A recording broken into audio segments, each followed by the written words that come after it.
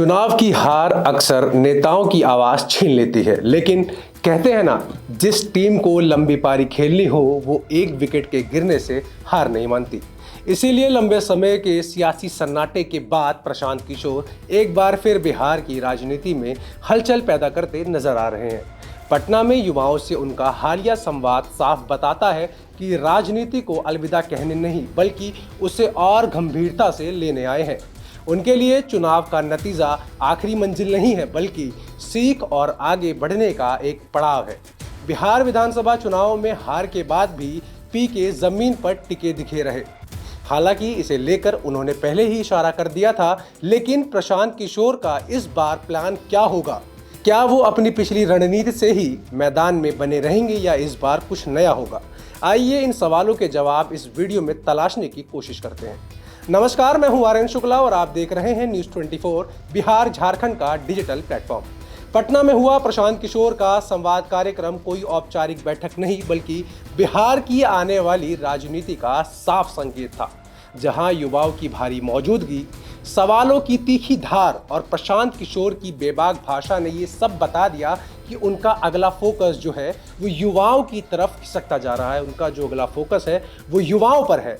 बेरोजगारी, पलायन, शिक्षा की बदहाली जैसे मुद्दों को सामने रखते हुए उन्होंने बताया कि बिहार की राजनीति में अगर सबसे ज्यादा नुकसान किसी वर्ग ने झेला है तो वो है राज्य का युवा, और शायद इसी सच्चाई को केंद्र में रखकर प्रशांत किशोर अपनी अगली सियासी चाल बुनते हुए नजर आ रहे हैं। आपको बता दें कि बिहार की राजनीति लंबे समय तक जाति और परंपरागत वोट बैंक के सहारे चलती रही, लेकिन हालिया चुनावों में देखा गया कि युवा मतदाता जो है वो अब पुराने ढांचे से संतुष्ट नहीं है और इसी खाली सियासी जगह में जनसुराज अपनी जमीन खोजता नजर आ रहा है।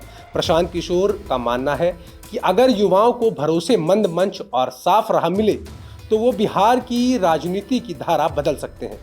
इसका मतलब साफ है कि प्रशांत किशोर सीधा युवाओं पर पूरा फोकस कर रहे हैं। इस समय जनसुराज को नई रणनीति 3 मोर्चे पर आगे बढ़ती दिख रही है। पहली, युवाओं और मध्यम वर्ग से सीधा जुड़ाव, जिसके लिए संवाद कार्यक्रम, यात्राएं और सोशल मीडिया को हथियार बनाया जाएगा। इसके बाद सत्ता को मुद्दे पर घेरते हुए खुद को एक सक्रिय विपक्ष के तौर पर पेश करना। प्रशांत किशोर की पार्टी जो है वो अभी इस समय अपने आप को एक मजबूत विपक्ष के तौर पर दिखाने की पूरी कोशिश कर रही है।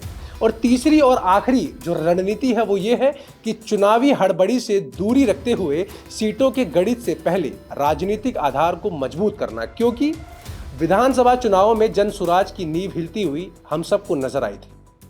अब कुल मिलाकर साफ है कि प्रशांत किशोर की ये वापसी किसी सियासी शोर के लिए नहीं बल्कि लंबी पारी की ठोस तैयारी है।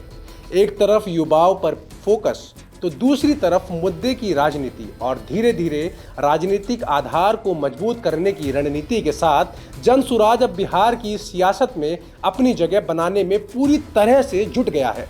और आने वाले वक्त में यही देखना दिलचस्प होगा कि क्या युवाओं की ये बेचैनी प्रशांत किशोर को बिहार की राजनीति में नया केंद्र बना पाती है या फिर नहीं।